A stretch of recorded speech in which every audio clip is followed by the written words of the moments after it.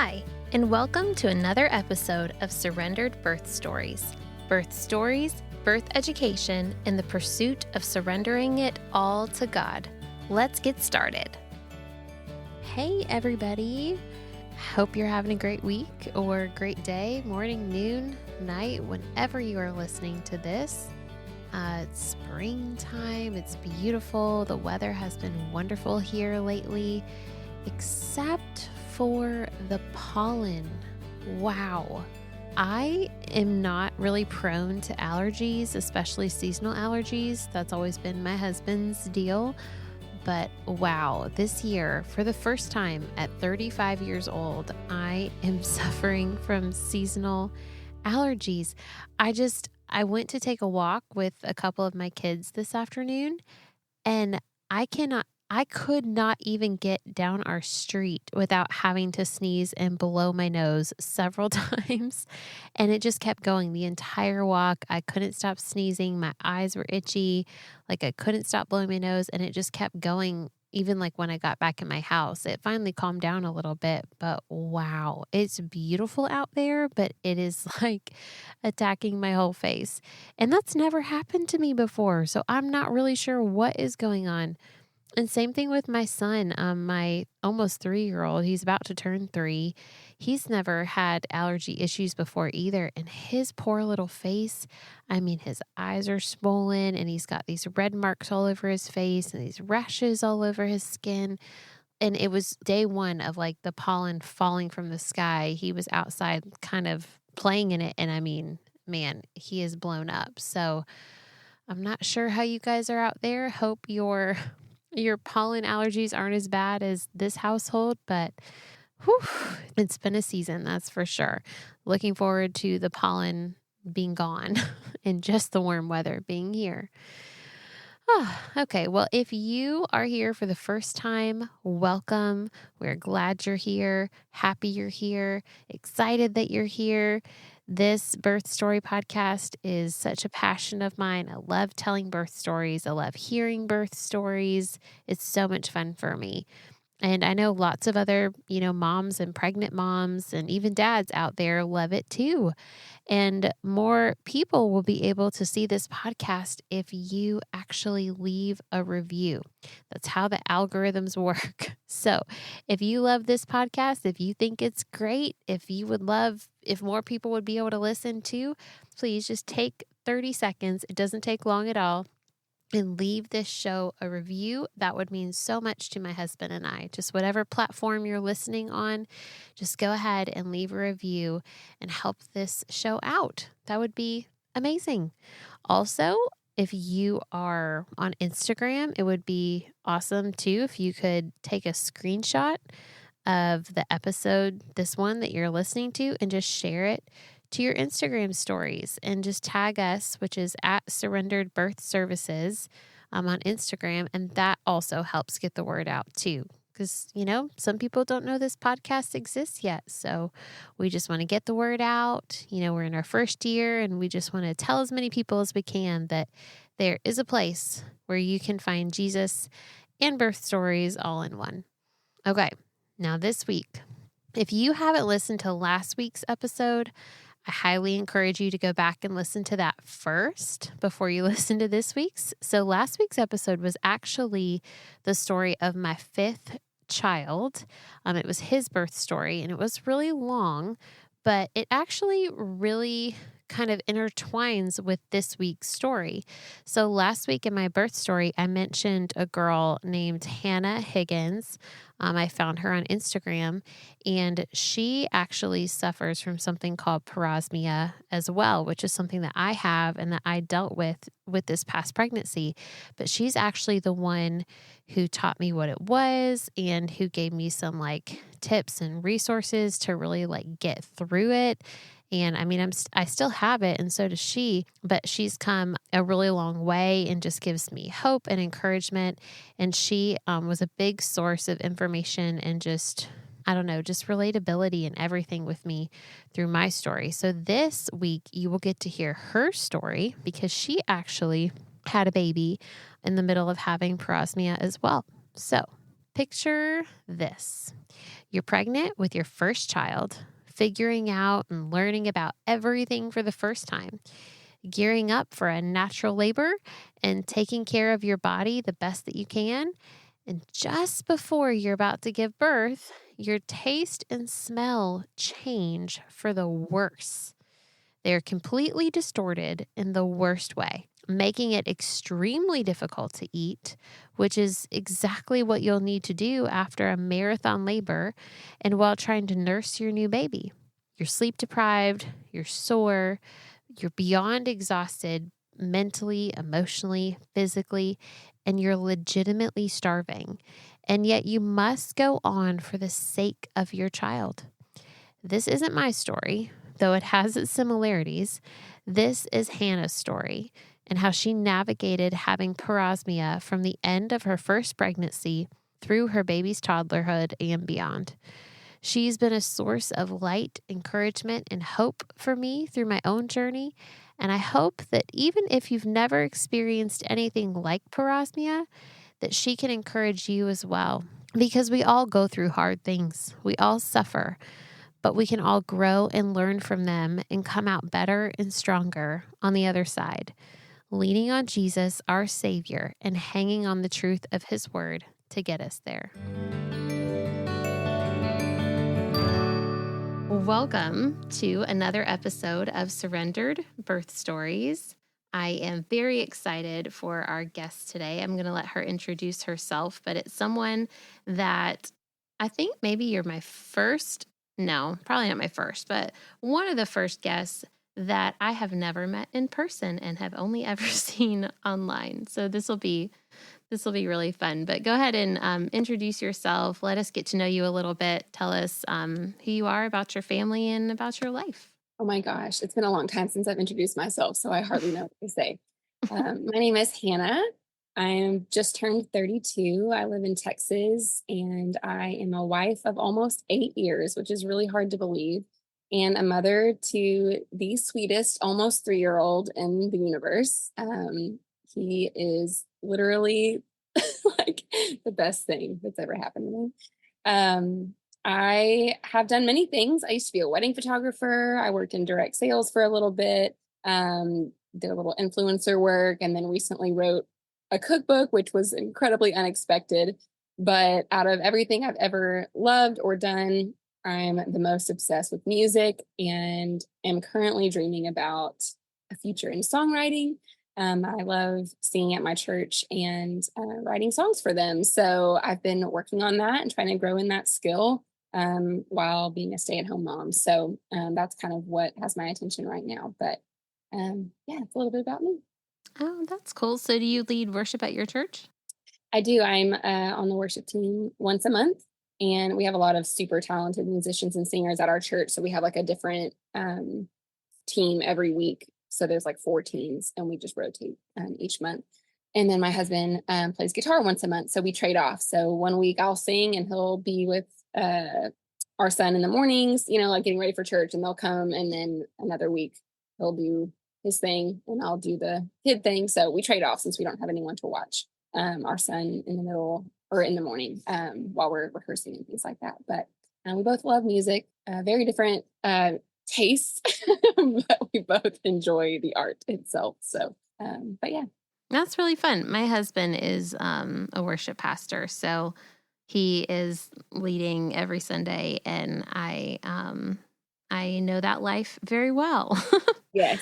At least from the taking care of the children while your husband is serving life. I know that Yes. life. I have made a point ever since becoming a mother to take notice of all the spouses who are obviously like making a sacrifice at home while their spouse is at rehearsal or is leading, because it's just as much of a ministry to be at home with the kids while your spouse is serving as it is to be up there serving. And I just never really understood that until I became a mom. And so I make a point to like go up to all the moms and be like, thank you for letting your husband serve, being home with the kids. Like it just used to feel like automatic, like, well, duh, yeah, he's serving. So of course, where wouldn't she be? Like, where else would she be? Right. But I'm really grateful that Jonathan also partners with me and lets me get up there and is so good with Hunter. And so, anyways, yeah, we met in the choir at our church, so our whole story is wrapped up in music and Jesus. So, Aw, yeah. love it. Well, as much as I want to hear that story, I I am super interested in the birth story of your son. So can you tell me what it was like finding out you were pregnant with him? Yes. So we had in 2019, we had decided to start tracking and all the things. Like we were like, let's just see what happens. And I think we tried for about 6 months, and I started realizing that it was just not working with my mental health. It was really becoming very like formulaic and not, it just wasn't what I wanted, and we were kind of in a stressful season of life, and so we decided to stop doing that. And I tried really hard to pray about like open-handedness. I struggle with wanting to control pretty much everything. And we were paying off debt at that time, and I kind of made the decision like I would really really love to see if maybe we can pay off debt before we start our family. So kind of got that idea in my head, and then with no warning, the pandemic kicked in early 2020. And we had all these plans to, after we got done paying off debt, like go to Jamaica, celebrate like being debt free, and then maybe go on some dates, like because we could finally afford to go on nice dates. And we hadn't up until that point in our marriage. And we just had this whole idea of like, what else could we do before we have kids? And the pandemic happened, and we were like, okay, so I guess we're like organizing closets and like, doing yard work instead. And we obviously were home alone a lot together that year, and wound up finding out we were pregnant that August of 2020. And there's so many cool things about that timing. Very, very unexpected. I was not thinking about when I was ovulating. I was not tracking anything. And the day before we found out, I actually hosted a baby shower for one of my closest friends. And they had not planned their pregnancy. They were very shocked by their pregnancy. But I was like, I'm so supportive. Like, I'm so excited for y'all. Like, we were trying, y'all were not. Y'all got pregnant. We didn't. But I love them, and I was so excited for them. And so I hosted her baby shower and ate all the snacks. And when I got home, I was like wiped out to a level that I like could not understand. I was so tired. Then my stomach started hurting. I started realizing that like my stomach just felt like upset. I was like in the bed all day afterwards, had the like curtains closed because like light was like affecting me. And I think it was maybe like the next morning when I like looked at my calendar and I was like, wait, because I guess I thought I was going to start my period. And I like looked at the calendar and I was like, I'm like a few days late. And so I was like, why not just take a test and see, like rule this out. I ended up being pregnant and I could not believe it. Like it felt like it was like I just had like an out of body experience. Like I even like I didn't do anything cute to tell my husband. I just took it right into the bedroom because he was still laying in bed. It was like Sunday morning and we weren't going to church because it was pandemic, and we were just lounging around. I just showed it to him. Like I videoed him and I just showed it to him, and he just looked at me and and we were just dumbfounded. There wasn't this like exclamation of like excitement. There wasn't like happy tears. It was just like, what? When we were like most not thinking about it, that's when we got pregnant. A couple of years before that, we had a really awful health scare. My husband found out his dad had been diagnosed with Huntington's disease, which is a terrible neurological degenerative brain disease that's basically like ALS, Parkinson's, and Alzheimer's kind of all like tied together. Can't really imagine anything worse. And we found out about that on August 6th, 2 years prior. And when we were trying to figure out what that meant for us, we realized that Jonathan had a 50% chance of having that gene, that genetic mutation. And if he had it, then I would have chosen not to have children, because not to have biological children, because they each would have had a 50% chance of inheriting it. And it's a devastating and incurable disease. And so we went through a period 2 years prior where we were doing all this testing, waiting to see if Jonathan had inherited that mutation from his dad. And I just grieved a lot during that time of like, I don't know what the future is going to hold. I don't know if I'm ever going to be able to be a mom. I don't know if I'm ever going to be able to have a baby. And so anyways, long story short, Jonathan ended up testing negative for that genetic mutation, which means he will not develop the disease. Neither will any of our biological children. And the day that I missed my period, 2 years later, was August 6th. And so it's pretty wild. Like, I feel like the Lord has always really worked through details with me, because I'm a very detail oriented person. So I sort of pay attention. And to think that 2 years prior, we thought August 6th meant that we would never have kids. 2 years after that, I missed my period, and hello, August 9th, positive pregnancy test.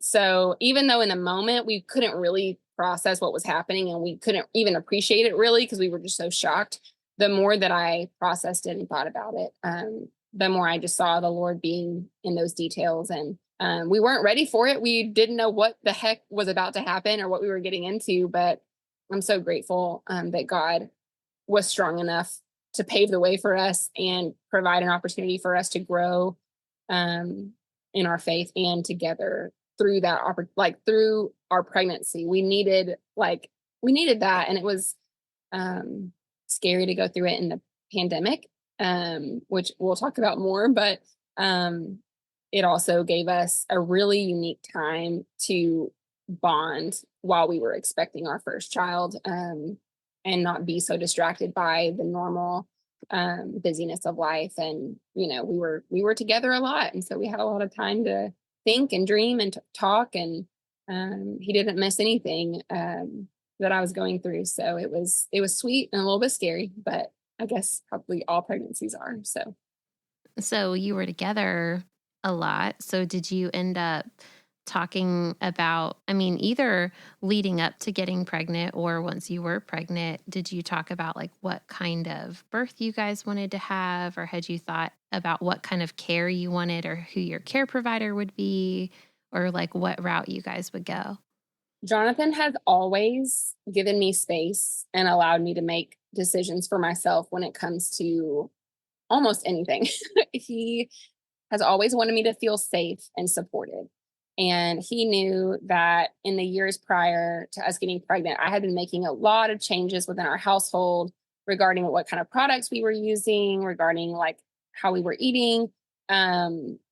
Obviously with money, like we were doing so much changing after we got married, trying to basically form this foundation that would be healthy and wise for starting a family. And while I was cleaning up our lifestyle, learning more about sort of natural ways of doing things, I learned a lot from other women about pregnancy and childbirth and all the different options. And I was kind of the last of my close friends to have my first baby. And I hosted a lot of baby showers. And so I'd heard a lot of stories about how things went for different people and sort of what route they took. And there's a wide variety of options. And where I live, there pretty much was an option. No matter what I would have chosen, I could have found exactly what I wanted. But one of the things that helped me the most was listening to the Birth Hour podcast, which is another podcast that talks about birth stories. And so once we kind of got into, planning mode, I listened to that podcast all the time. It was recommended to me.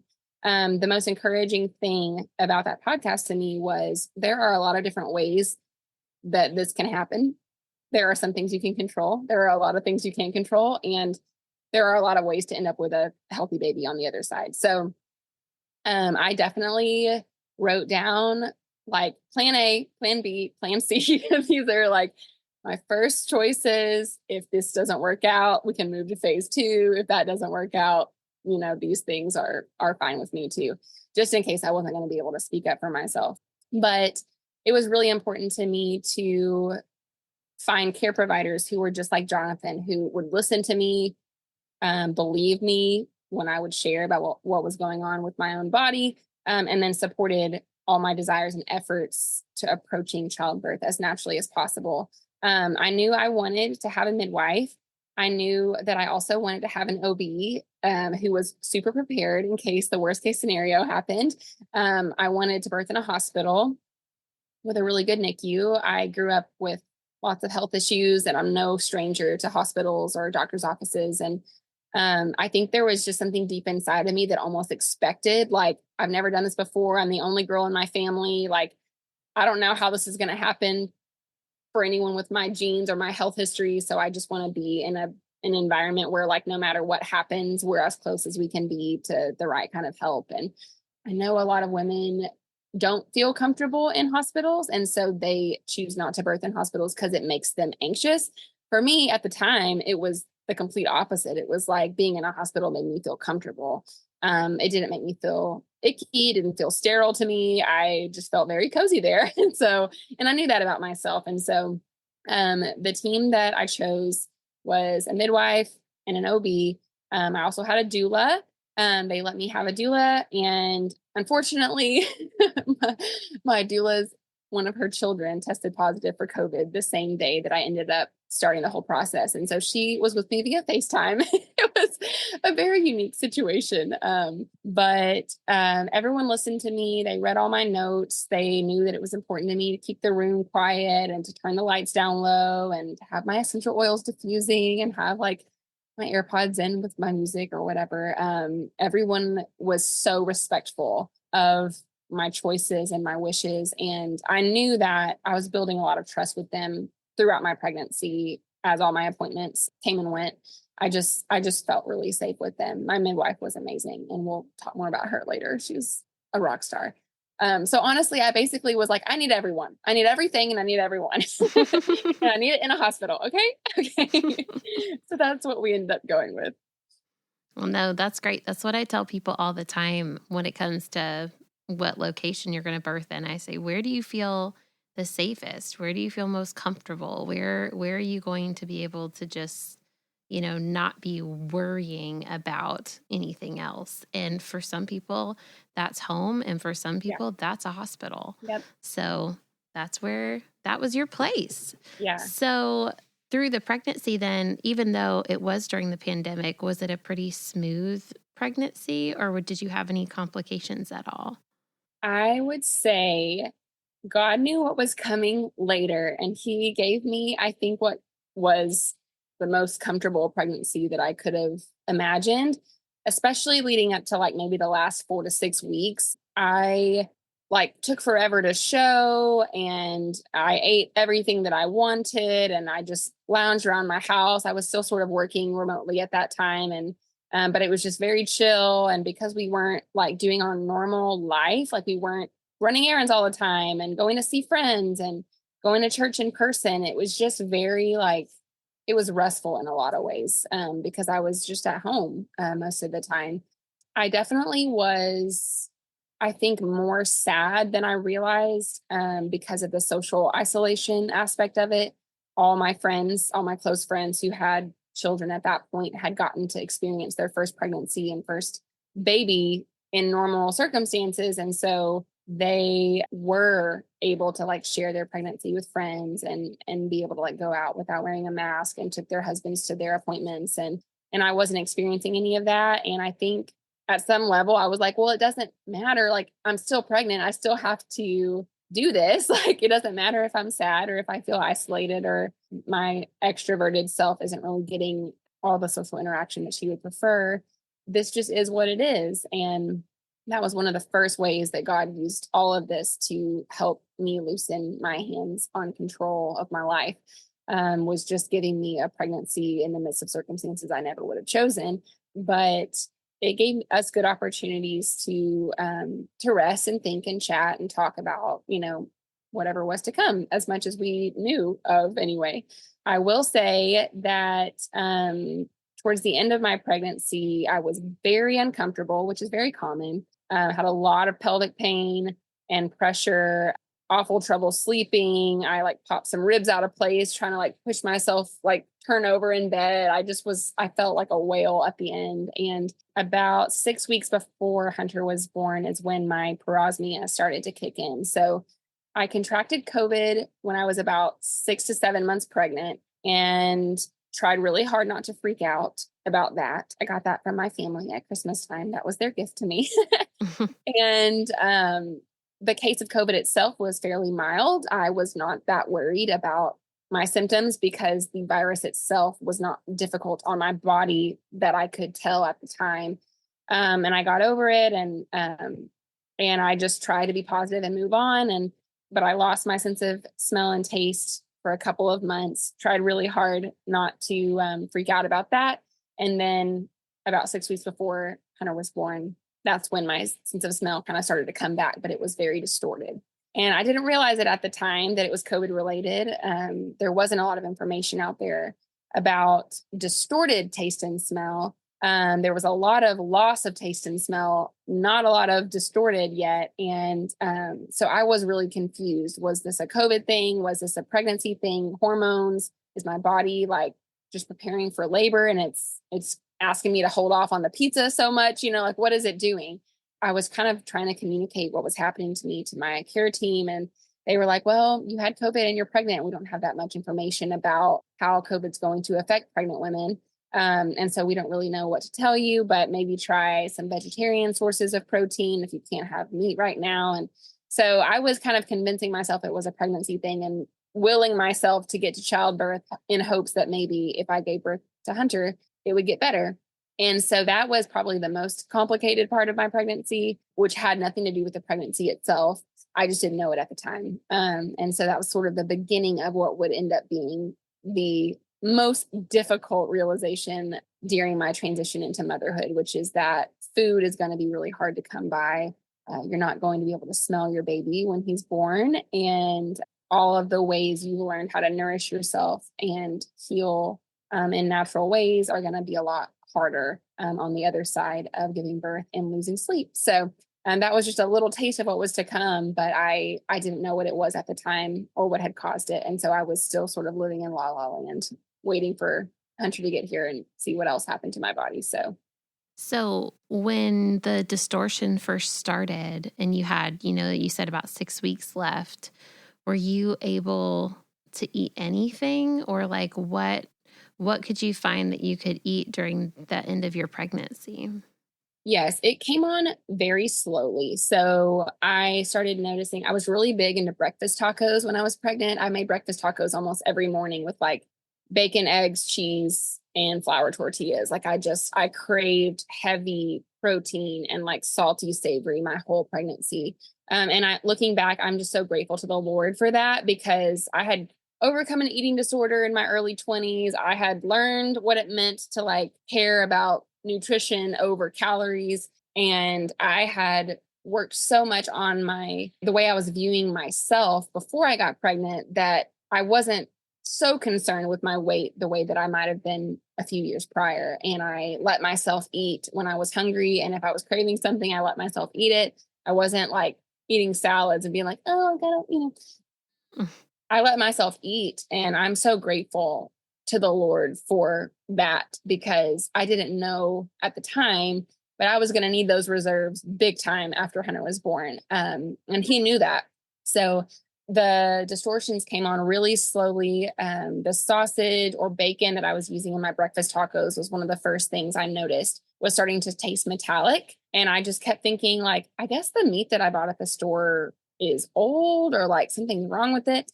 I noticed like our trash can was bothering me more than normal. And like I could just smell it stronger than normal. And coffee also was something that I had been drinking throughout my pregnancy. I was trying to limit myself to 1 cup a day. And then towards the end, it started taking on a much stranger, more unfamiliar taste. And so those were the first few things, but I could still eat, I think like chicken at that time. And things were like starting to fall off the safe list, but I didn't know it. And so I was able to eat honestly plenty up until the point that we entered the birthing experience. I remember at my last appointment with my OB, I went and got my membrane swept, and then I went to Torchy's Tacos and I got like some chicken or pork taco with a bunch of like spicy salsa on it and jalapenos and some queso. And I remember eating it and being like, this tastes rotten, but I'm going to eat it anyway. And just like not understanding what was happening, but just forcing it down.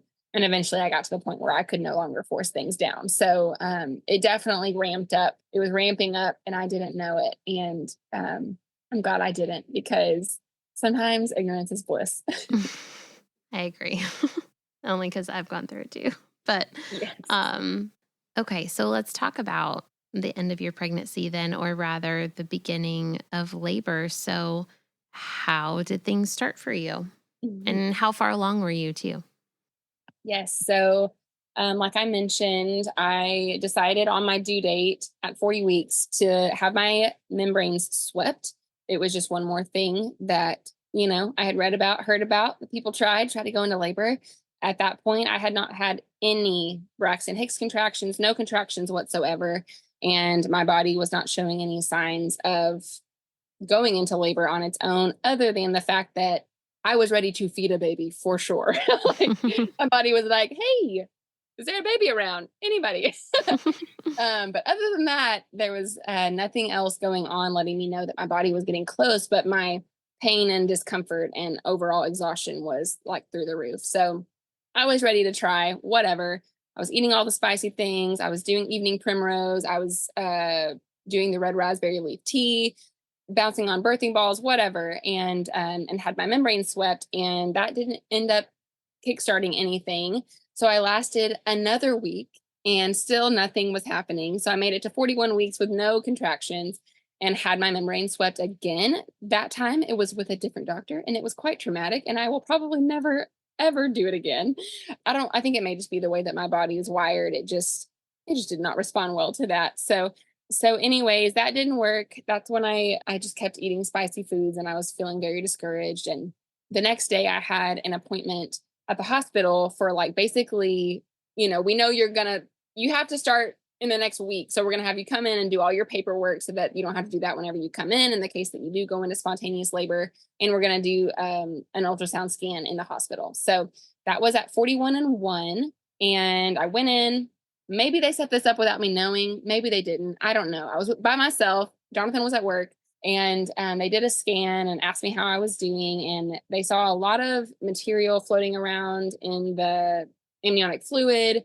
My placenta was definitely starting to kind of decalcify, and my fluids looked low to them on the scan. And they knew I was exhausted and discouraged. And they knew everything I had been doing to try to kickstart labor.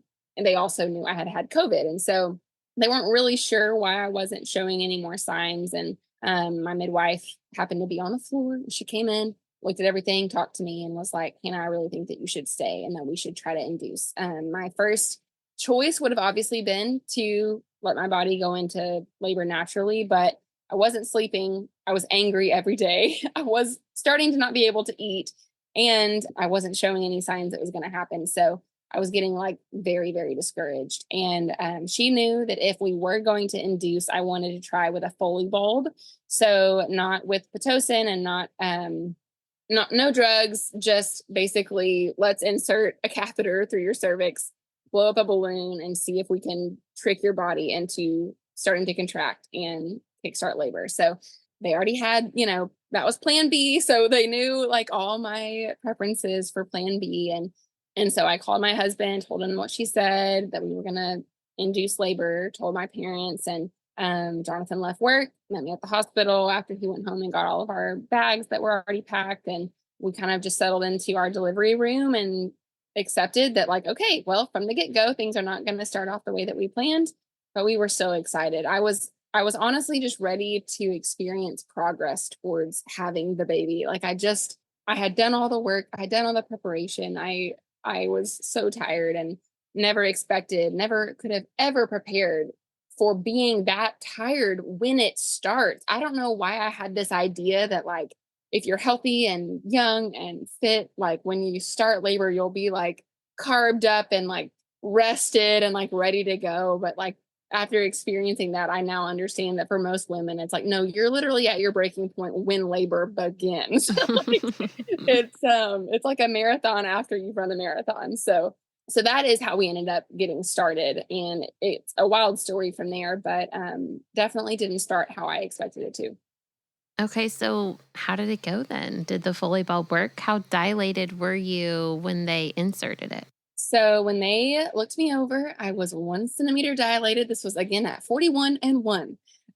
So 1 centimeter dilated, and Hunter was at 0 station though. So that was encouraging to me that he was low. Yeah. I just wasn't dilated. And so basically all of the signs pointed to he's at a good position to try the Foley bulb. So they inserted the Foley bulb, which was more painful than I expected it to be. But once it was in, I was fine.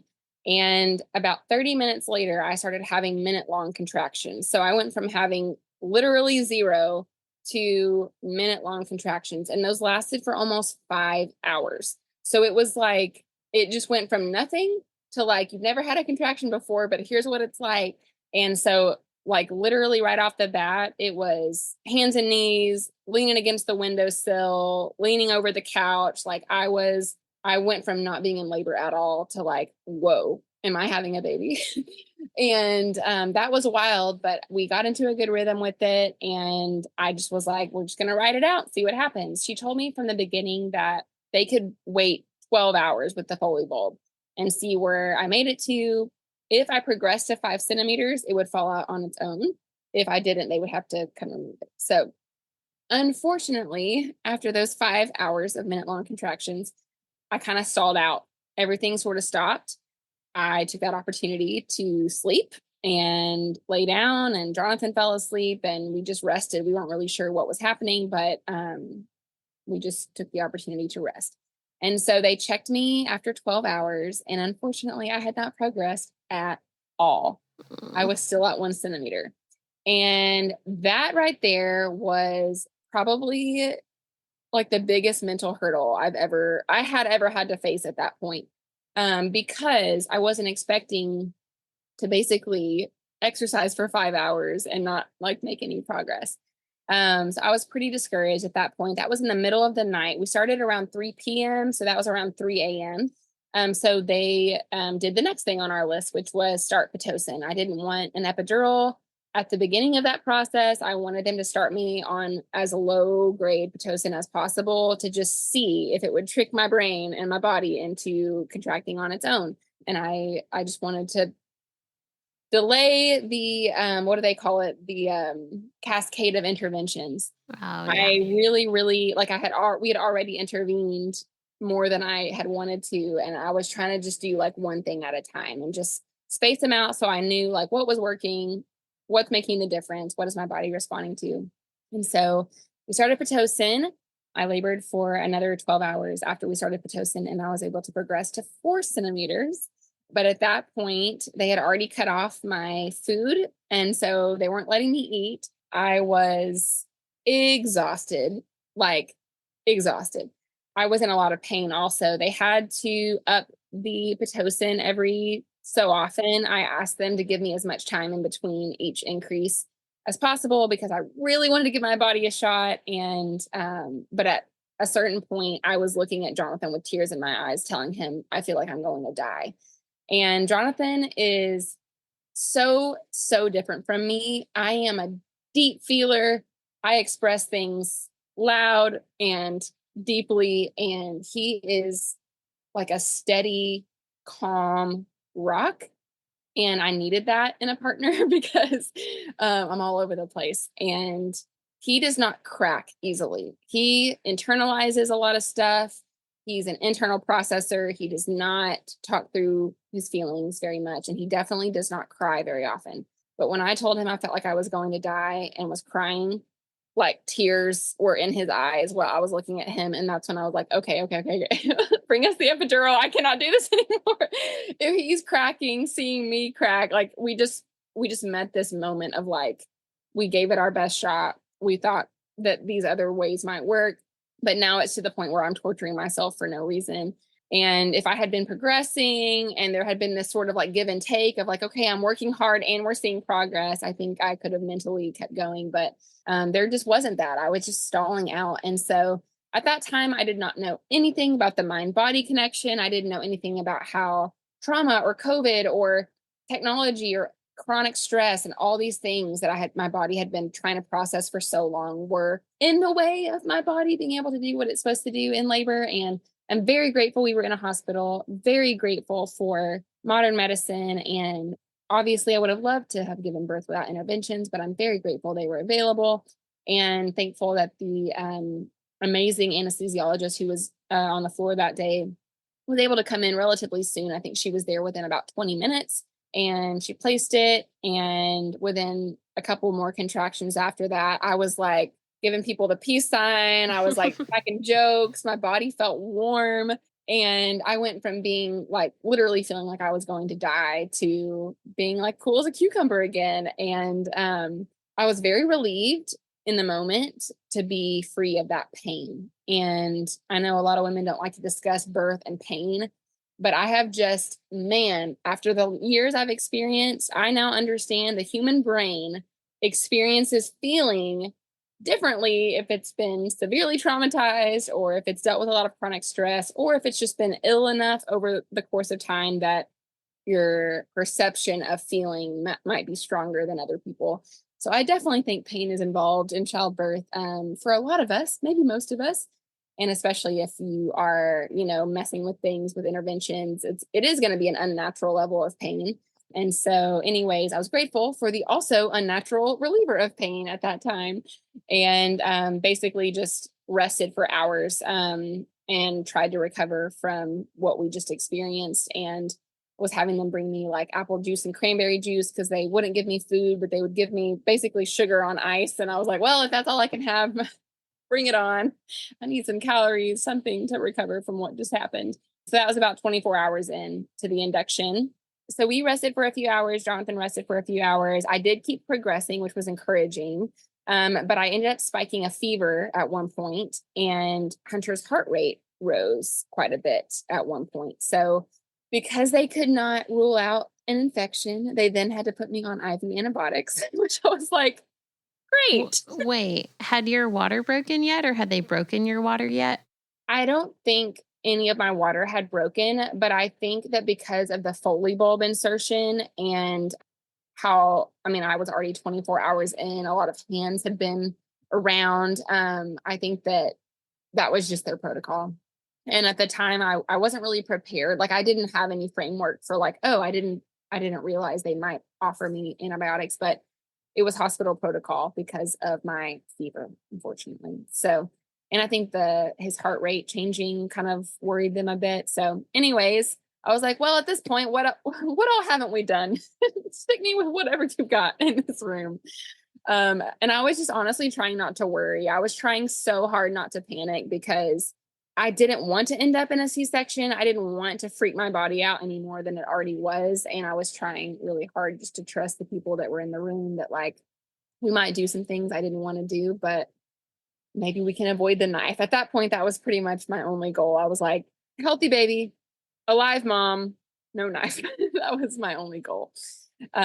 So anyways, at some point we realized that Hunter's head was not directly over my cervix. It was off to the side. There was like a little lip of my cervix in between. I don't know. Something was just off. It wasn't that the Pitocin wasn't working. It was that his position was not putting enough like gravity on top of like right down on my cervix. And so I wasn't progressing very quickly. And so eventually that evening, we were into the next night. I was progressing. His position was off. So she came in and was like, hey, I've got some ideas for how we could speed this up and get him into a better position. She obviously knew I was tired and was not able to just like sleep. So she brought in like a sheet and rolled it up. And she was like, we're going to try something called the Rebozo method. And I was like, I don't know what that is, but that sounds very midwifey and I am here for it. At that point, my My epidural honestly could not have been better. It gave me a few hours to rest, but then it started wearing off. And I was able to be like on all fours. I was able to be on top of a peanut ball in the bed. Like I had control of my body. I went numb for a little while, but it did wear off. And that's one thing that I think maybe is a misconception about epidurals. And I know it all depends on how it's placed and how good your anesthesiologist is. And I've had some people get epidurals and like they feel half numb and half their body feels everything about childbirth. So they're very sensitive, I think, to how they're placed. But I told them from the beginning, like, I don't want to be totally numb when I give birth. Like, if there's a way to like not give me too much medication, but just enough to take away this pain, that would be great. I still want to be able to feel when I'm having contractions. I still want to like feel pressure when baby's head is moving. Like, I want that if that's possible. And somehow I was able to get that. So she came in and she had me get on all fours. At this point, I had an IV of antibiotics. I had a catheter in because I had an epidural. And then I had like a baby heart rate monitor around my belly. So I was like, you know what? At this point, the hospital gown is a joke. Like, why do I even have this on? So I just take off the hospital gown. I am completely naked. And she has me get on top of the peanut ball on the bed. And she wraps this sheet around my hips and just kind of starts shaking me back and forth. And I look back to like my first 6-week appointment when I first had found out I was pregnant and they were confirming the pregnancy. And I had never, had an ultrasound before, and they had an internal ultrasound at that time. And I was just like, I was so shy and so like, I feel very like vulnerable having y'all examine me in all these ways. And then I picture myself 41 and almost 3 at that point and naked. And she's just shaking my whole body with this sheet. And I don't have any problem with it because I'm like, my only goal is to take care of my baby. I will do anything to get this baby out the healthiest way possible. So we did that for a while. It was like so calm because it was like at night. And like, I just felt like hospitals at night, they do get a little bit quieter and more peaceful. And there weren't as many people coming in and out. And she had Leon Bridges playing on her phone. She just had like really like soulful, calm music playing on her phone. And I was kind of humming and singing along to that. And she had me sit in different ways. She let me relax for a while and had me just like flip from side to side with like a leg over the peanut ball just to kind of like let gravity sort of do its thing. Eventually I was on all fours again, and she literally just put her entire hand into me and tried to move his head over. I mean, it was like we were doing everything possible to get him into the right position. And as unexpected as all of those stages of labor had been up until that point, I was really grateful for that. Maybe it was an hour, maybe it was 90 minutes of midwifery care, because that was what I thought my childbirth experience was going to look like. Using gravity, having control of my body, like working with my midwife, like her giving me ideas and me saying like, do you feel like this is like just that communication and that like teamwork and trying to use everything about my body as well as everything, gravity to our advantage. And it felt very redemptive even in that moment that like, sure, I didn't expect to have an epidural while all that was happening, but I also didn't know I could have an epidural and also be on all fours. Like God found a way to sort of give me sort of what I wanted and a lot of what I didn't want. So eventually his head got into a much better position, and she left me to rest because she kind of felt like we had made enough progress to maybe let my body kind of kick in and do some work on its own. I lay down, closed my eyes, and then the nurse left and we were just in the quiet. And I woke up from like a really short nap. Maybe it was like 30 minutes or an hour. And I felt so much pressure in my butt. And I was like, this is new. Like, I'm not feeling pain, but I definitely feel pressure. And I sat up and I was going to call the nurse and my midwife. And then she just walked in. She just was coming to check on me at that exact time. And I had just woken up and just felt like something's happened, like something is different. So she checked me and I had progressed to 9 centimeters. So they lifted the hospital bed up to where I was kind of in like sitting on a throne position and had my feet up high and really was letting gravity do its thing. And so she had me do a couple of practice pushes, and at that time, she was like, "Oh my gosh, I can already see his head." And I was like, "Oh my gosh, it's like actually happening." Like after all this time, after all these techniques and all this intervention and all this worrying about, am I going to end up in a C-section? And just a lot of faith, a lot of praying, a lot of texting people asking for prayer.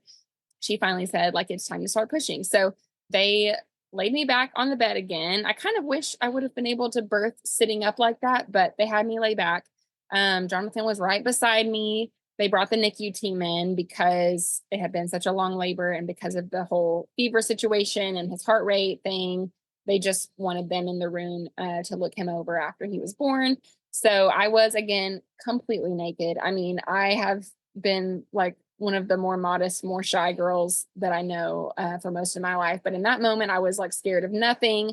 I was not fearful at all. I was so excited and like I felt so confident in myself, even after that much energy, like expending that much energy to just get to that point.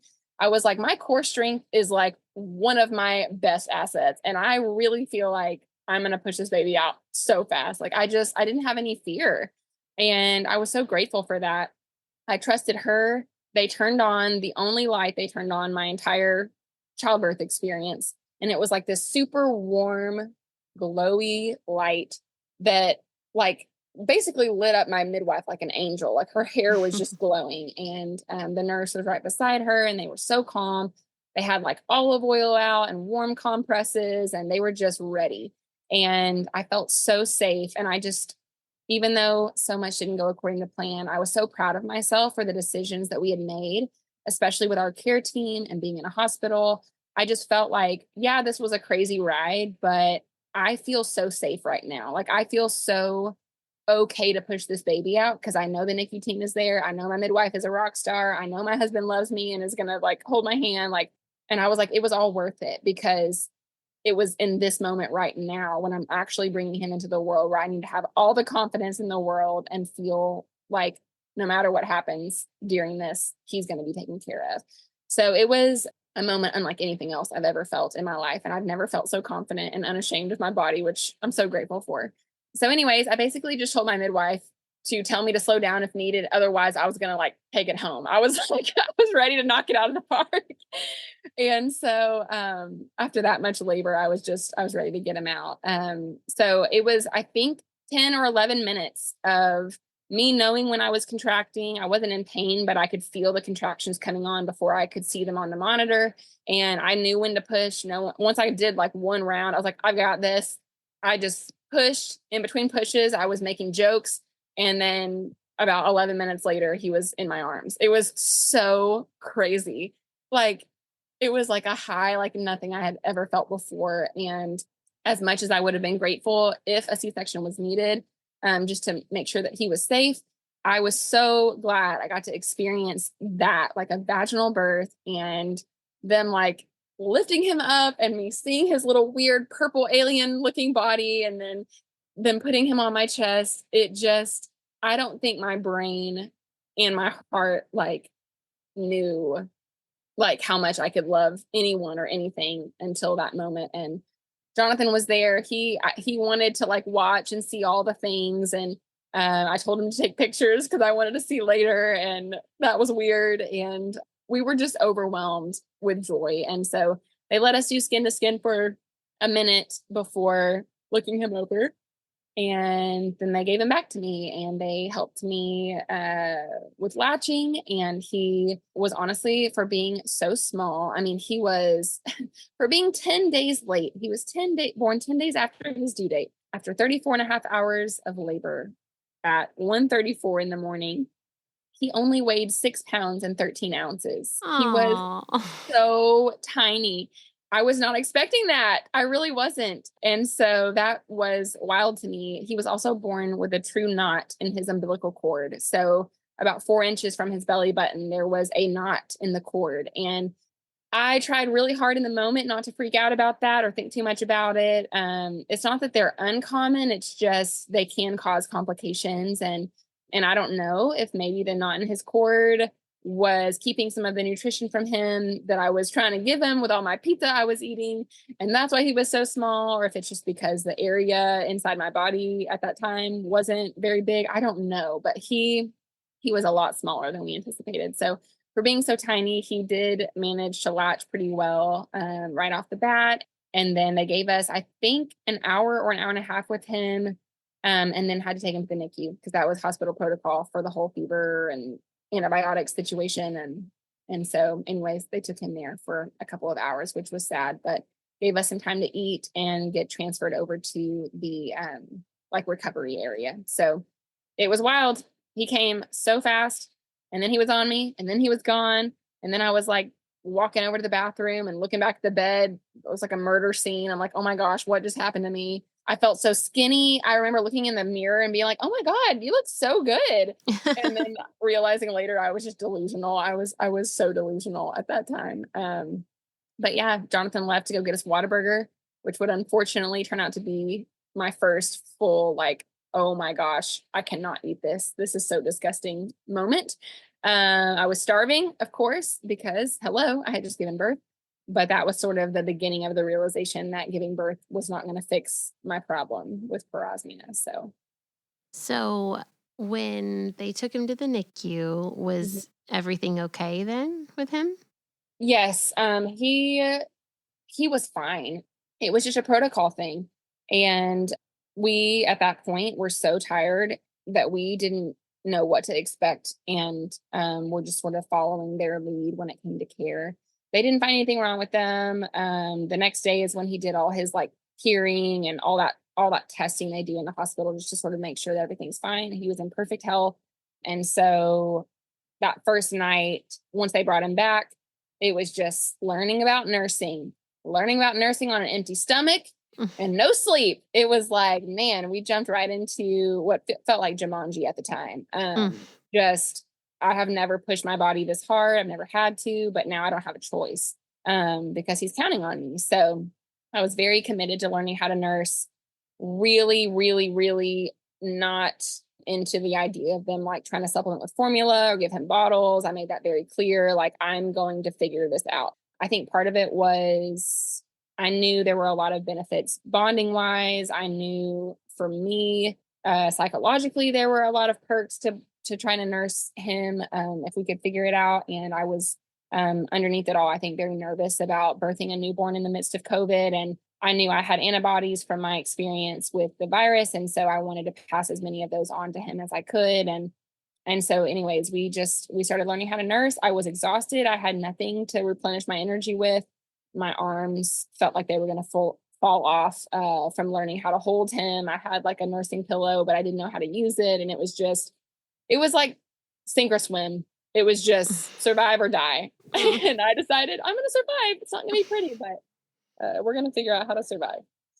So let's talk more about parosmia then and how Yeah.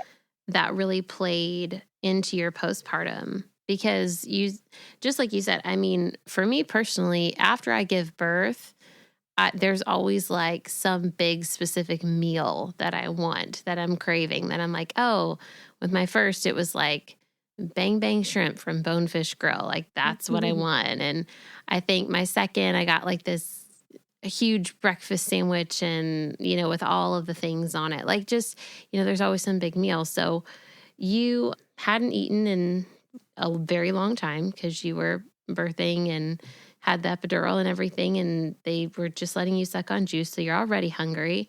And then you just ran a marathon with your body by going through labor. So now you're even more starving. So then you go to eat this, what you think is going to be post birth amazing meal. And what happens? I think what happened was I took like one or two bites, realized it tasted horrible, decided not to eat the burger.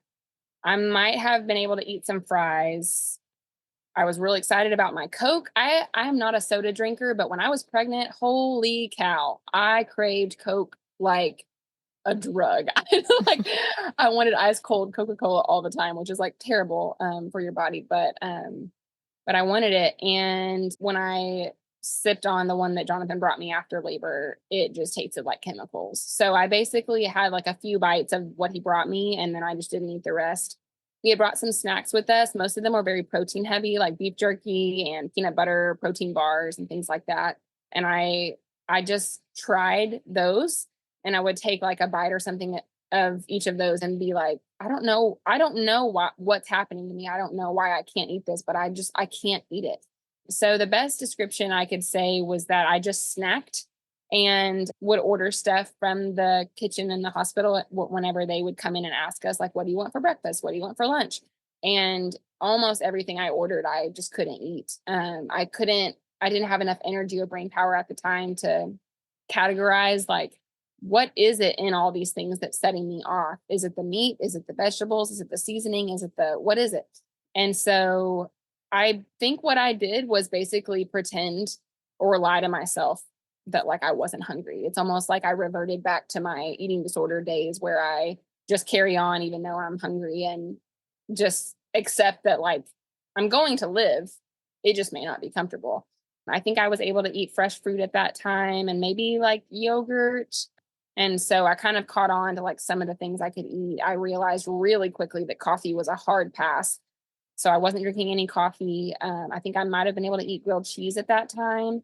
And so I ordered some of those from the hospital cafeteria, but it wasn't this like free for all, like just give me any food and I'm just going to like pound it. It was already to the point where I was so disgusted and everything sort of made me nauseous and confused. And so I just really didn't eat that much. I was starving internally and I felt terrible, but I was so happy because Hunter was there and kind of got caught up in like, well, what are the nurses asking me to do? What, someone's coming to check on us. Hunter's getting tested for this. My mom was coming to meet him.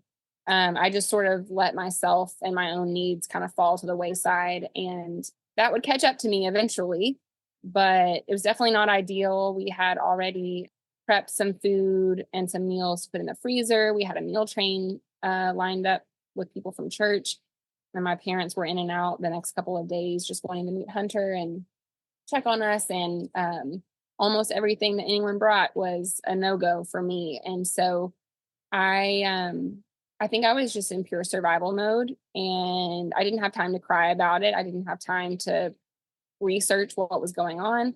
I was just learning how to nurse a baby.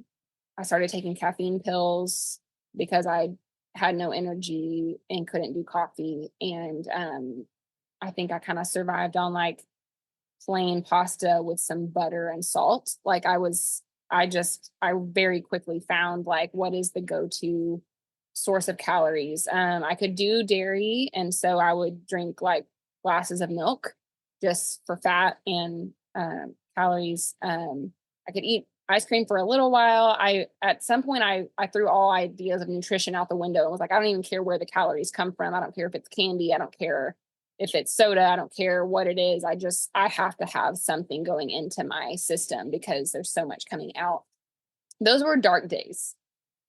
I sometimes question, obviously, like why God allowed the birthing of my first child to overlap with this, but Hunter's life and his face was the reason why I didn't want to give up. Like seeing him every day, holding him was like, okay, I'm not sure if I would really care to stick around that much if it wasn't for my child, but my child is here. And so therefore I do have to stick around. And I had never gotten to that place psychologically before, where I didn't really feel like there was much hope for the future. But I definitely got there in those early weeks postpartum. And I was voicing those things to people, but it's almost like they weren't hearing me, or they weren't like taking me seriously. They didn't understand parosmia. They had never been through it. They didn't know how it was affecting me physically and emotionally, because they got to smell their newborn and they've never been surrounded by the smell of rotting flesh. They got to eat their meal train and not watch their husband eat it while they starved, like they could not relate. And I quickly realized like, okay, my birth was very different than my mom's and my stepmom's. They can't relate. No one that I know has parosmia, and they definitely don't have parosmia in a newborn, so they can't relate. And it was like, I was just feeling further and further and further isolated. Like I had this community ready to support me. I had a family that was excited about this baby. My husband is supportive, but none of them know what's going on with me. And so therefore none of them can help. And everyone was doing their best, but it was very quickly becoming like, I'm going to have to figure this out on my own. I'm going to have to go get mental health support. I'm going to have to go get tested for things and see if we can find like a holistic way to approach this.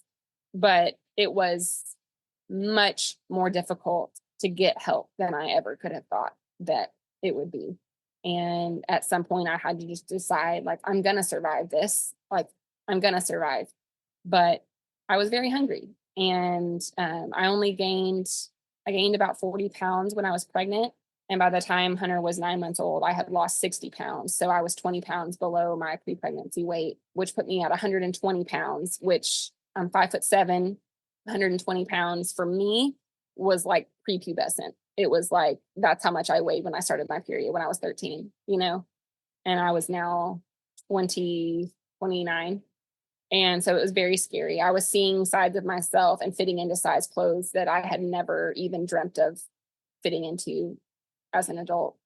And I was getting complimented all the time for my weight loss and how good I looked. And all of that triggered my eating disorder. So it was just, I felt like I was in literally like my version of hell.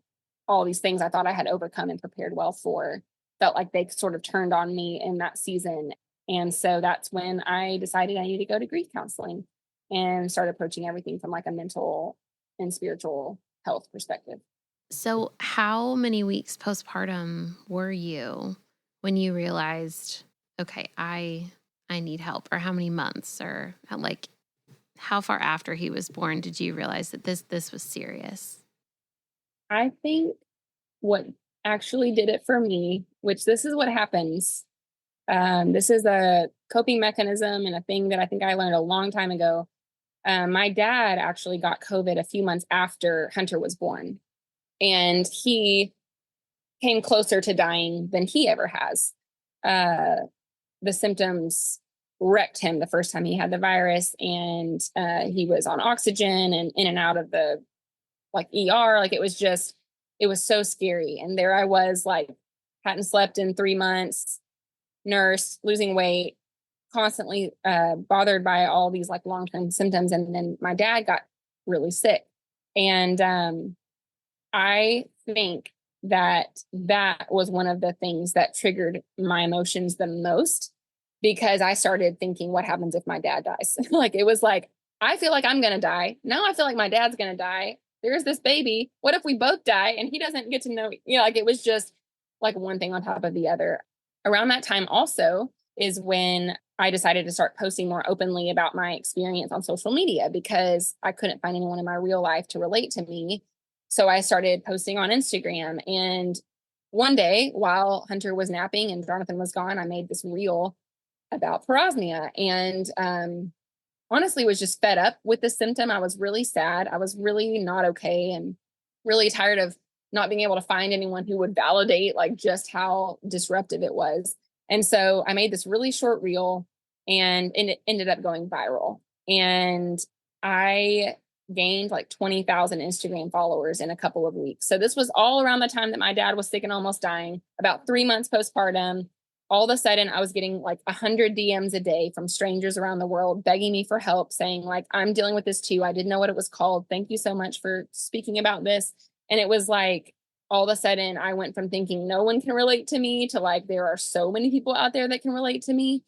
And when I sense that other people need help, I find a way to help them. It doesn't matter how like bad of shape I'm in. I will go get help if it means that Hunter will be taken care of. I will post on social media if it means that 20,000 people feel less alone. I revert to, don't worry about yourself, help these people.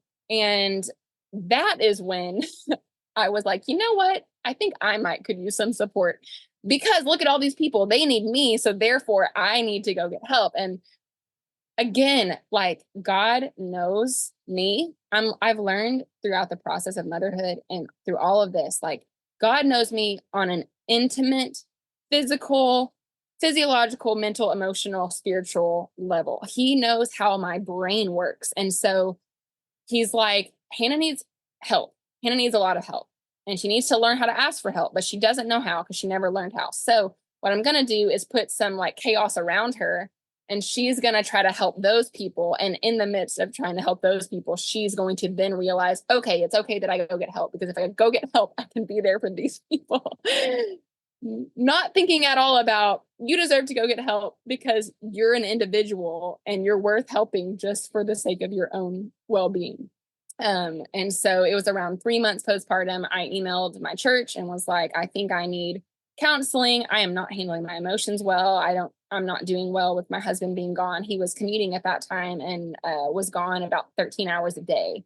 So he would help me during the nights with feeding Hunter, helping with diaper changes, like whatever he could do. But he would leave at like 6 or 6:30 in the morning and would not be home until, 5 or 5:30, or whatever math.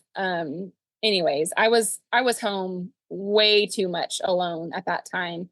And so I started grief counseling and met the most wonderful woman at my church who knows so intimately how grief can affect our minds and our bodies, and how doubt in the Lord can affect our thought patterns and our mental health. And so I did that for, I think, about 9 weeks.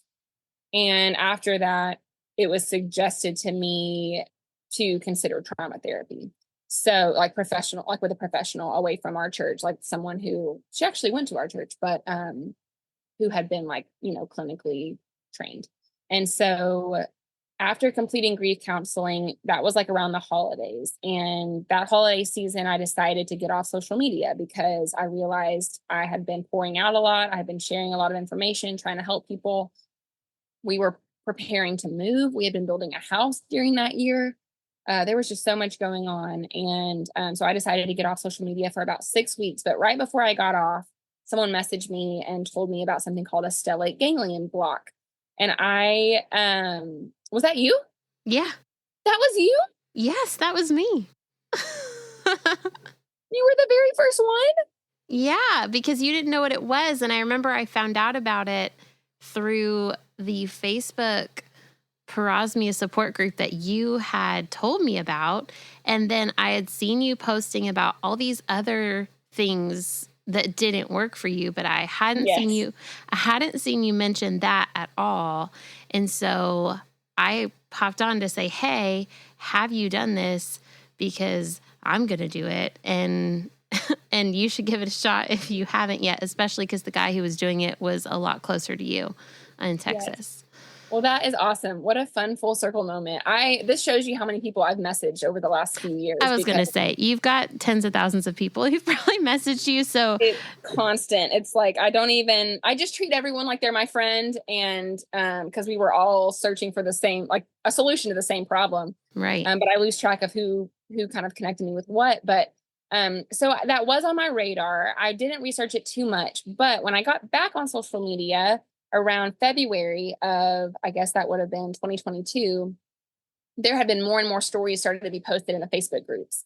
And there were more people sharing testimonies of like positive changes. And so that is when I decided to like actually look into it, make phone calls, and see if they could get me in for an appointment. And I called David Gaskin's office. They had an appointment on Friday, March 4th.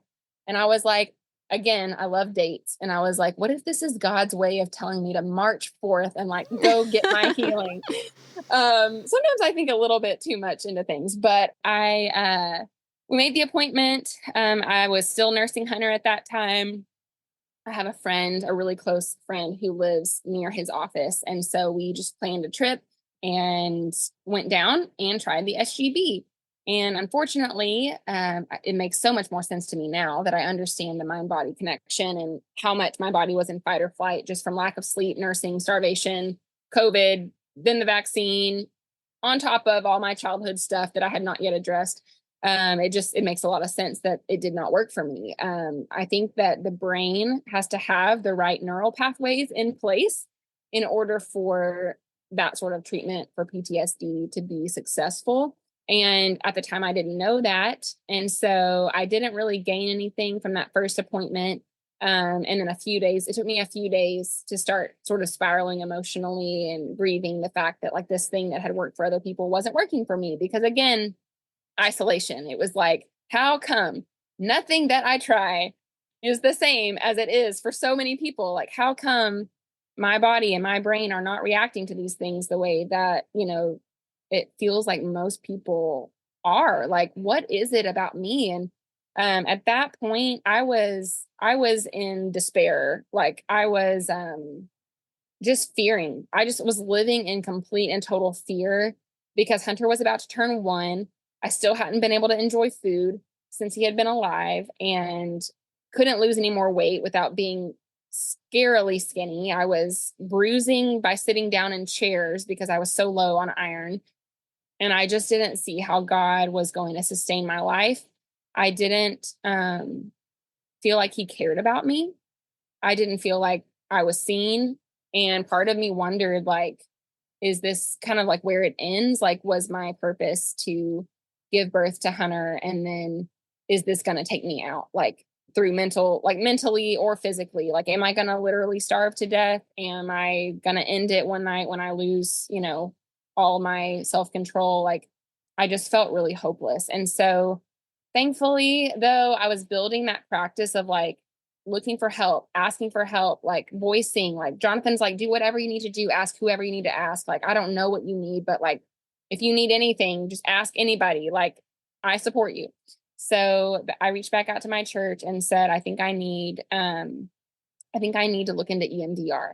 After I posted about my failed SGB, I think I had like 3,000 people watching my Instagram stories that weekend because they were waiting to see if it was going to work for me or not. And after it failed, I brought up the mind body connection and trauma because David and I had been speaking, and a handful of people said, have you ever heard of EMDR? Have you ever heard of EMDR? Have you ever heard of EMDR? And I was like, no, but dang, seems like y'all have, and seeming like something that was worth looking into. And so that's when I started Googling and learning about mental health and learning about trauma and learning about how it affects our bodies and learning how, even though we're trying our best, if our neural pathways were affected by fear or loss or grief, sometimes our body is just not going to heal and it's not going to respond the way that we want it to what we want it to. And so I reached out to my church, got a referral really quickly, got into basically like a intake appointment with a professional EMDR certified therapist, and started meeting with her like 2 weeks later. And from the first session, I experienced like anxiety symptoms relieving. My ability to write songs came back. I took really good naps. I stopped feeling anxious whenever Jonathan wasn't home at night. Like, I had all of these things that were happening to me all the time that I didn't realize like what was causing them. And it's because the fear center of my brain was completely activated. And when I started EMDR, that all started to change. And the road to get there was tragic. And also, I'm so grateful that I started it and that God cared about my soul and my life and my future enough to get me there, because I would have never admitted that I needed trauma therapy. I have written off everything I've ever been through. I was like, well, it could have been worse. It could have been worse. It could have been worse. It could have been worse. It could have been worse. It could have been worse. I've learned to like overcome. I've done a lot in my own strength. When I was getting older, I finally learned how to trust in the Lord with a lot of things and follow his leading. But once I became a mom, I reverted back to a lot of my old anxious ways. And of course, because I was starving, I was just trying to control anything that I could. And when I started trauma therapy, I started like releasing my grip on control again. My anxiety started to lessen, and so many things that I have not been able to do or enjoy for so long started coming back. And although it wasn't affecting my senses directly, it was definitely was affecting my health positively. And so I kept going with that and just finished up 2 years of EMDR at the end of 2023. So I did it for about almost 2 years, which is a lot. It's a lot of therapy, but it was very productive. So, how did you get from the point of, does God see me? Does he care? To having your faith restored in him? Well, let's see. while I was doing EMDR, the first spring and summer, so spring and summer of 2022, my taste and smell was not changing all that much. But because I was experiencing some relief with my postpartum anxiety and depression, I started learning how to appreciate other things besides food and besides smells. I had worked with essential oils for years and I love food. And so the fact that those things were taken from me temporarily were really discouraging. But I learned to appreciate music again and appreciate going on walks, even though grass smelled weird and I wasn't, able to smell the flowers the way that I was before. I tried with everything in me to learn how to be grateful again and to try to enjoy moving into a new house, decorating a new house. My senses weren't working in a lot of the ways that I wanted them to work, but I was still alive and I did still have Hunter and I did have a supportive husband. So I tried really hard while I was in those early days of therapy to practice gratitude and have conversations with people I needed to have conversations with. And eventually we learned that we could make homemade pasta and homemade pizza.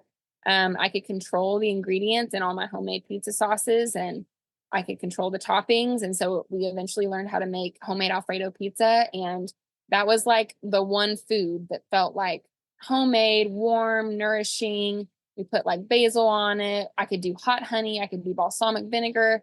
And it was like this one thing that I could make and know like this is delicious. It tastes great and it's going to feed my body. And so that summer we ate more pasta and pizza than anyone should, but it was so good. And it just felt like the beginning of the healing process.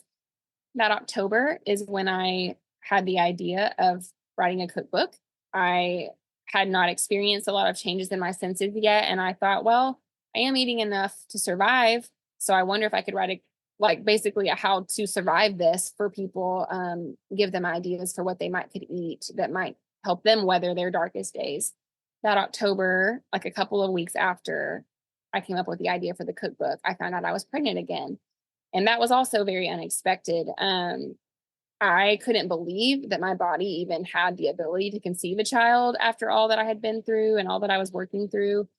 And it was shocking. And we kept it to ourselves because we didn't want to tell anyone until we knew that everything was okay. And unfortunately, within I think 3 weeks of finding out I was pregnant, I started to lose the baby. And that was another like, why do you keep giving me things and taking them away? Like, why is this so hard? Like, why can't you just let us get to a plateau? Basically, is what I kept wanting. I didn't know what to do because I had never lost a baby before. And so I reverted again back to sort of my old ways of like, well, I'll focus on this cookbook because it'll give me a way to help people.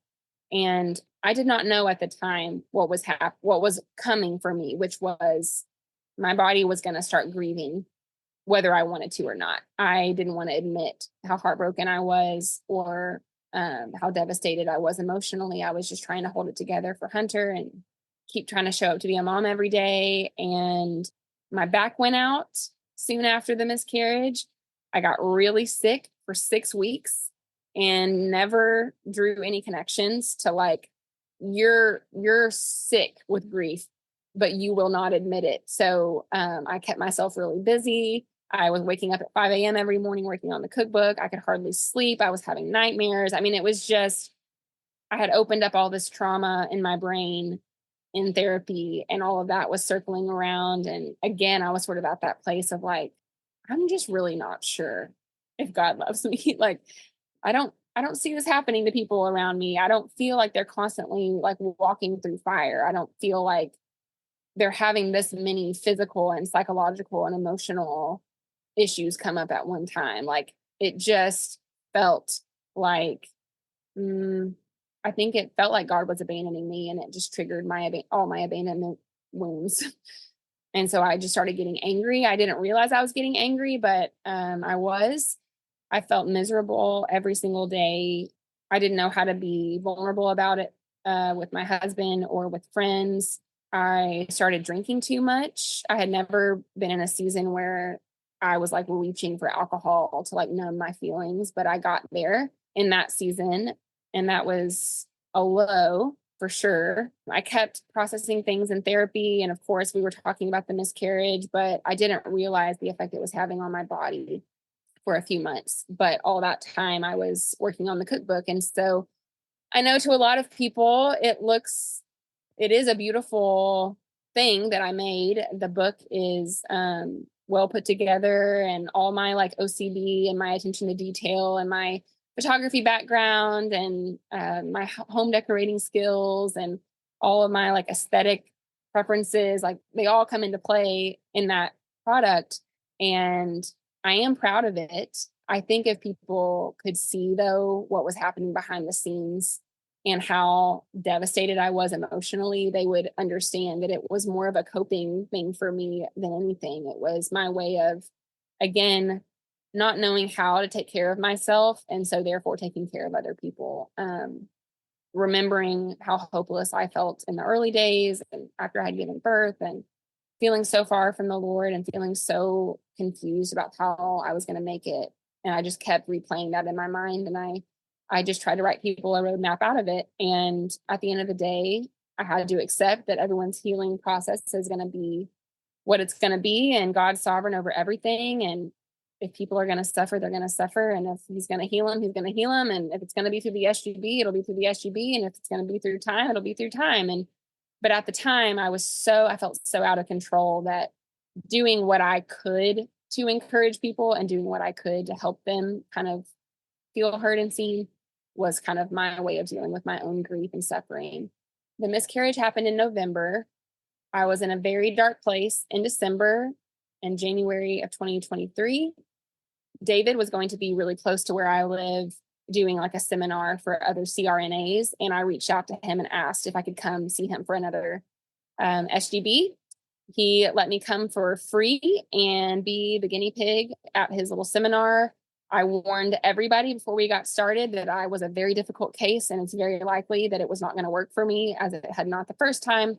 But to my surprise, about 10 months into EMDR, my second round of SGBs was actually very successful. And in a matter of 5 minutes, I went from not being able to eat any onions or anything with onion powder or any meat to being able to eat like Chipotle steak and Chipotle grilled onions and peppers and nacho cheese Doritos and a granola bar with nuts and chocolate on it. I could not believe it. I couldn't believe that it had actually worked. That these like little stepping stones of like trying to regain my mind body connection and trying to pave those pathways in my mind that connect my senses and my body and my brain and my mind. It actually worked in relieving stress from past trauma. That was super helpful. And I was in a dark place. I mean, I was trying to take steps toward the healing, but I was also really trying to like mask my pain. And I thought I was in a healthy place that summer, but the miscarriage sort of derailed me from that. And God was kind and generous enough to allow that SGB to work, give me some food back so that I could feed myself for the first time since my kid had been born. So that was almost 2 years after Hunter was born. And it was then that I started to feed myself a lot more, eat a lot more, nourish myself a lot more. I was still finishing the cookbook, but all of a sudden, all my recipes I had written tasted way better because I could enjoy them a lot more, even without all the meat and onion and garlic that I had excluded. They still were more delicious after that. And I think, although our hope should always be in the Lord and not in our circumstances, I think God knew I just needed a sign that like this was going to get better. Like I had to see a sign that my body was not going to physically die. Like I needed it to work, and he knew that. And so I think that slowly started the process of me trusting him again, feeling seen by him. And after finishing the cookbook, I got off social media for an extended period of time. We went on a vacation. My parents volunteered to pay for Hunter to go to summer childcare because they knew I needed rest. I was at a state of burnout that I didn't even realize how bad it was until I was able to eat again. It was like once I felt nourished for the first time after not feeling nourished for almost 2 years, that's when I realized how bad it had actually gotten. And so we pulled out all the stops. I stopped working, got off social media, had help with Hunter for the summer, 2 days a week. And we tried really hard to rest. And all throughout last year, it was like God was telling me, like, it wasn't anything you needed to do, Hannah. It was things you needed to let go of. It wasn't that you weren't working hard enough, or that you weren't trying to be healthy enough, or that you weren't like seeking healing from external sources hard enough. It was that you were trying to work when you didn't need to. You were on social media when you didn't need to be. You were trying to save 20,000 people while you were dying inside. Like, you were trying to make everyone else feel better after your miscarriage instead of realizing that you deserve to grieve.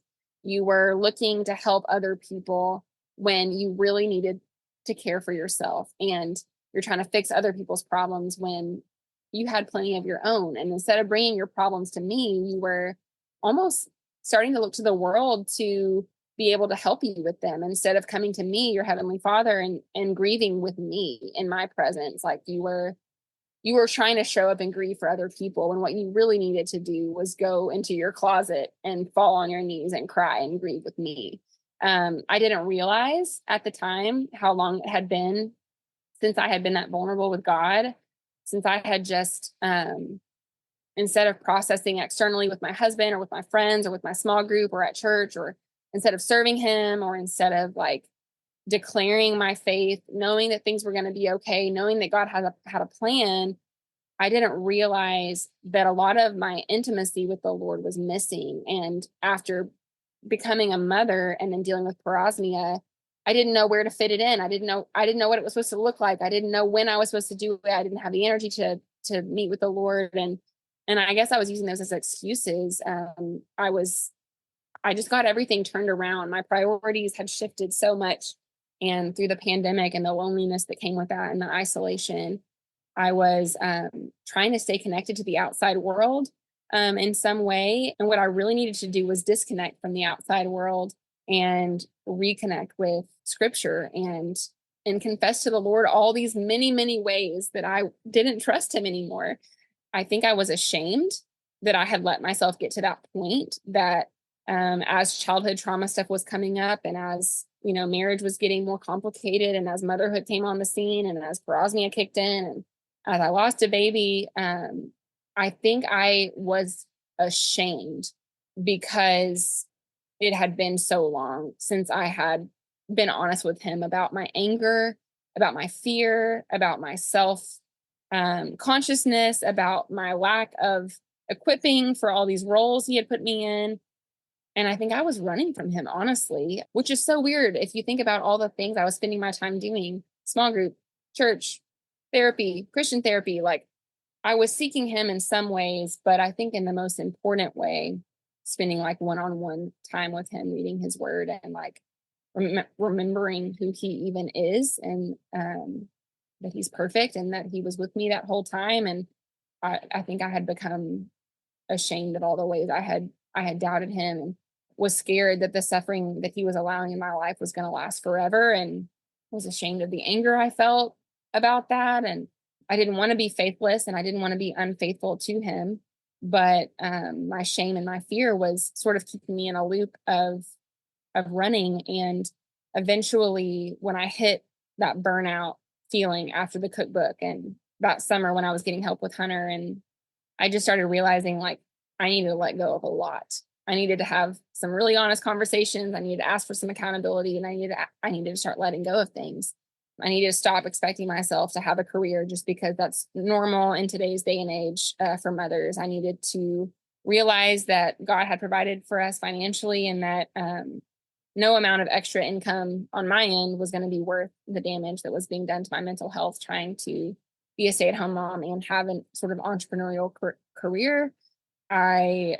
In September, ended up giving up alcohol. I had a glass of wine with dinner one night when we had company over. And then the very next day I just woke up and was like, I think that I'm done. Like, I think that I'm done with alcohol. It wasn't this like really formal thing. I just felt like the Lord was like, you don't need it anymore. I was taking more and more breaks off social media. I was posting less and less. I was sort of opening myself up to be a servant to others, less and less. And I was sort of paring down how many emails I was sending, how many Zoom calls I was hosting, and started warning people like, all right, guys, I think at the end of the year, like I'm going to take an extended break off of social media. As much as this community has served me and has helped me, I can't say any more than I already have to help y'all. Like, I think we finally uncovered, like, everyone's nervous system is different. Everyone's immune system has been affected by different things. Everyone's neural pathways have been affected differently by trauma and life experience. And I wish there was a silver bullet that was going to help everybody. I wish there was a treatment that was going to like fix this for everybody and that we could find it and cure it and solve it for everyone. But at some point I had to realize that that just wasn't going to be the case. And instead of being a martyr and letting myself literally kill myself in order to help everyone on the internet, I had to look at Hunter and think the best thing for him is that I step away and basically turn down every source of noise, every source of outside voices, every source of distraction, every source of cultural input into my life, and get in the Word of God and learn to pray again, learn to cry again, learn to be honest with him. And so I started giving up all these ideas of like who I needed to be successful, to be a good wife or a good modern woman or whatever. And I just accepted that, which is the hardest thing for someone to do, I think, who has ever experienced abandonment or has grown up as a child of divorce, which is that you really are like God's daughter. He really did see you. He really was with you. He really does care. He really does love you. He really did make you the way that you are for a reason.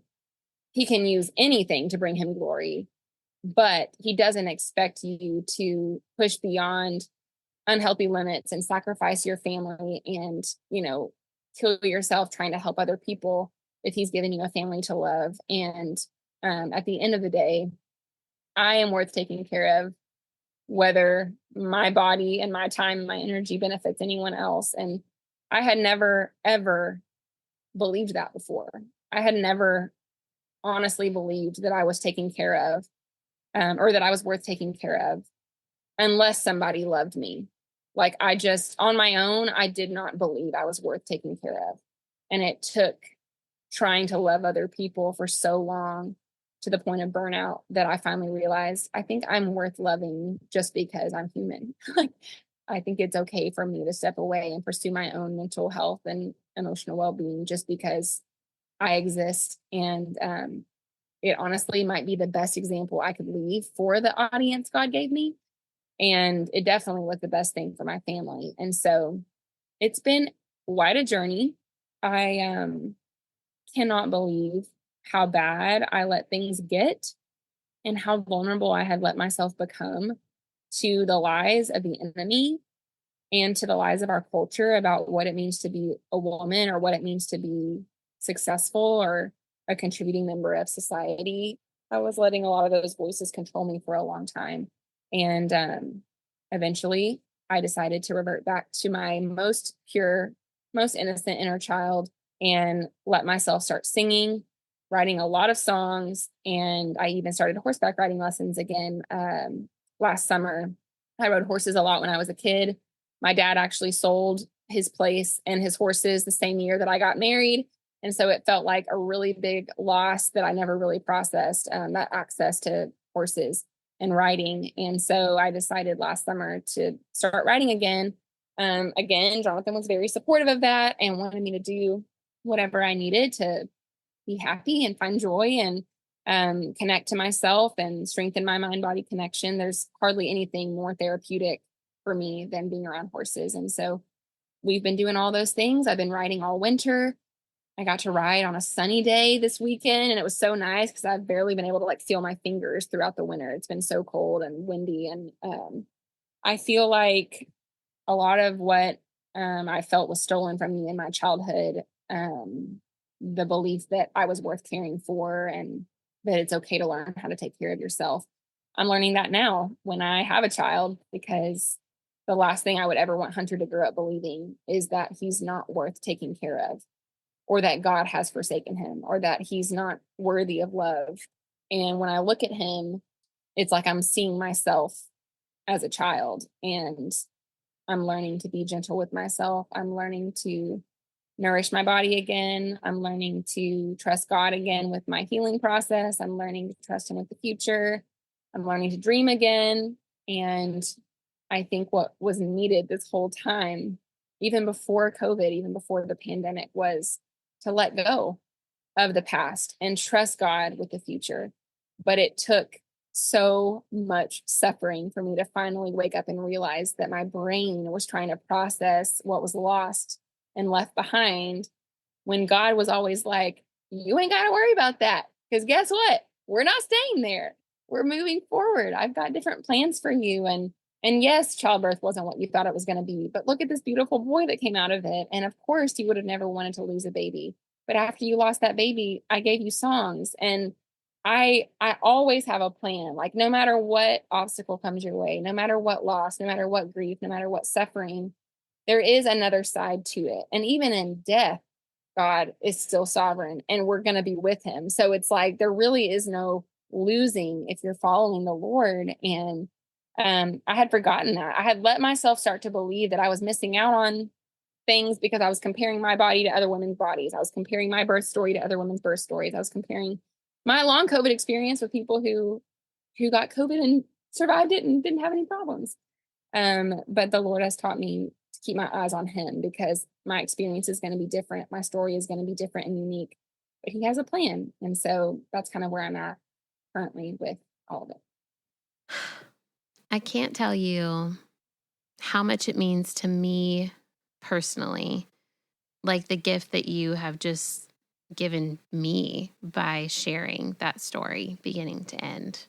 I realize that not everybody who listens to this, and probably 99.9% of people who listen to this, won't have parosmia and won't be able to relate to that specifically like I can. But the women who are listening are mothers or want to be mothers and love the Lord or want to love the Lord, and are going through something hard or will go through something hard.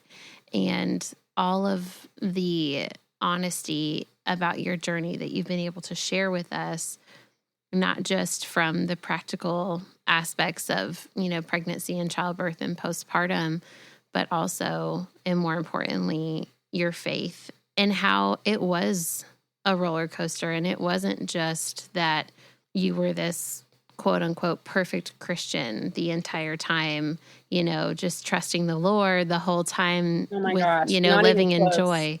Not even close. But that you're there now, and that you made it there, and that even though it was really hard to get there, that you are with Him again. Yeah. And in His Word again, and praying again, and what a better place to be than in the dark, really. Yeah. I mean, the thing that I can't believe, and I did like a summer Bible study last summer that covered like an overview of all of Scripture from the Old Testament to the New Testament. I did a study on Galatians and Ephesians last semester, and now I'm doing a study on what are we doing? Philippians, Colossians, and Philemon. And I'm so grateful for the opportunities I've been given to study God's character, the overarching story of Scripture, and then these letters of Paul writing letters to these churches and basically testifying to God's faithfulness and the ministry of Jesus and who He is as a real person and what He's doing and like how they should be living and what they should do and should not do.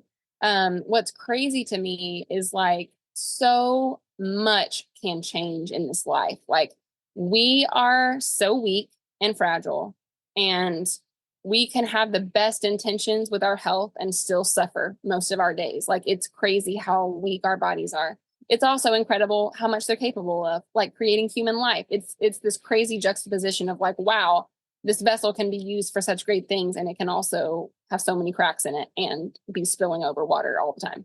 But what's awesome, and what I think I understand now more than ever, is like God, the Father, Jesus, and the Holy Spirit are the same all the time. Like, they are the only things that are the same. Everything else is going to change. Like, from the decisions of the people around you, to the habits of the people in your house, to your own habits, to your weight, to the political landscape, to the economy, to like general safety, viruses or culture. Like I had gotten to a point where I was trying to find stability in adulthood or in marriage or in finances or in motherhood or in my own health.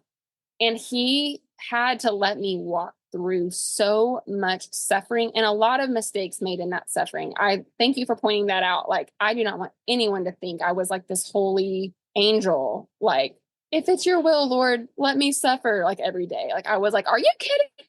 Like, shaking my fist at the heavens. Like, and then the Lord brought me to the story of Job, and he reminded me, like, there's this verse in Job where he's like, where were you when I established the world and the story? Like, where were you when I wrote all of time into being and when I created all of this? Like, you weren't there. I was. I know how the story ends. You need to trust me. I'm the creator. I'm the storyteller. You are a part of a story that you don't have control over.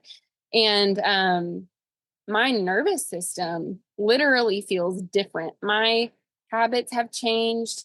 I'm so much gentler with myself because I really do think for the first time in my life, like my mind, maybe not the first time in my life, but at a deeper level now, a more mature level, knows that like there is a God who created me. He was with me in all the darkest days of my upbringing. He was with me when I made decisions in early adulthood that led to some difficult days. He's been with me in marriage. He's been with me in pregnancy and in the pandemic and in parosmia and postpartum. And he was with me when I considered taking too many pills. He was with me when I was crying out for help on my bathroom floor. He's with me when I, started feeling my baby slip from my womb. Like, he was with me. And what I was not doing was fixing my eyes on him. I was looking to the world. I was looking to Instagram accounts. I was looking to influencers. I was looking to other moms. I was looking to our bank account or a number on the scale or other people's perception of me or their opinion of me to tell me what I could put my hope in. And at the end of the day, we don't need any of that. All that stuff can change. Anything can change at any time. God is the only thing that stays the same. And so the advice I would have given my former self when I was pregnant, which I probably wouldn't have taken because I would have been too stubborn and I didn't have enough experience yet to know how much all this was going to affect me, but would be to read my Bible and fall in love with God again as creator and father and study his track record for faithfulness through highs and lows, hills and valleys.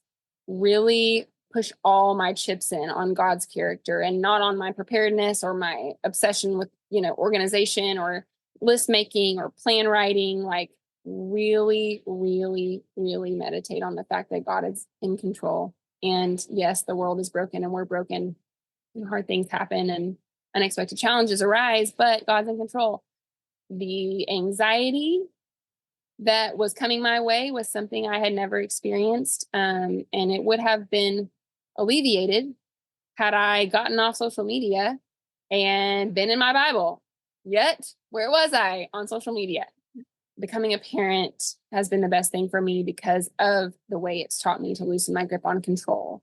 I remember feeling anxiety right after I found out I was pregnant because I wanted to protect the baby inside me, but didn't really have the ability to, and wanted to sustain the pregnancy, but didn't really have control over that, and wanted to start preparing and reading books and all these things. But God ultimately is the one forming the baby in there, and he does it how he wants. And we can plan for our birth preferences, but God writes our birth stories, and he controls the outcomes of all those things. And at the end of the day, even in the worst case scenario, God can glorify himself through obedience and faithfulness and testimonies, even the worst kind. And he's in control of all of that. So if glorifying God is your heart's desire, if it really is, if you really believe that that's like the point of existing, is to glorify God in the hills and valleys and the suffering and the success and all the things, he knows that, and he is going to use you. He gets to choose how he's going to use you. In my case, he used my big mouth, my sort of likable personality, my ability to access social media and use it well to gather people together and collect resources and share stories. But I think he also is using me to potentially have people consider, maybe we're focusing on some of the wrong things. Maybe we are giving too much of our time to technology or to the influences of the outside world. Maybe we're depending on someone else's relationship with God to guide us more than we are looking to God himself to guide us. And we can't really lose anything from giving up distraction and time sucks, and getting in the word of God and praying and confessing before him and asking him for help and direction for our lives. Like, we just can't lose anything that matters. And that helps so much when we're trying to process the way our lives might be more difficult than we would choose, or more challenging. And especially when we lose and grieve and suffer, to know that he's in control is something that I don't know how people function without. I truly do not understand how anyone is walking around in the world not believing that there is a God out there who loves them. And I really hope that if there is anyone out there who's a mom or pregnant or postpartum or thinking about getting pregnant who does have parosmia, that you would just know, one, that you're not alone. There are a lot of women out there who have been through this too.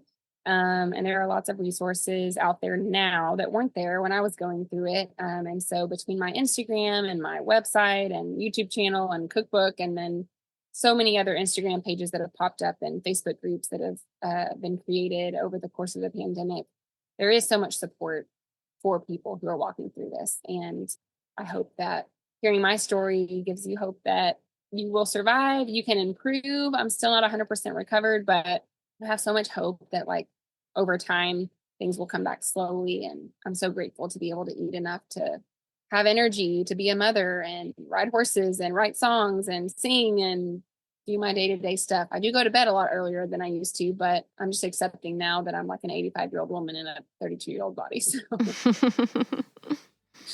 there's nothing wrong with that. Yes.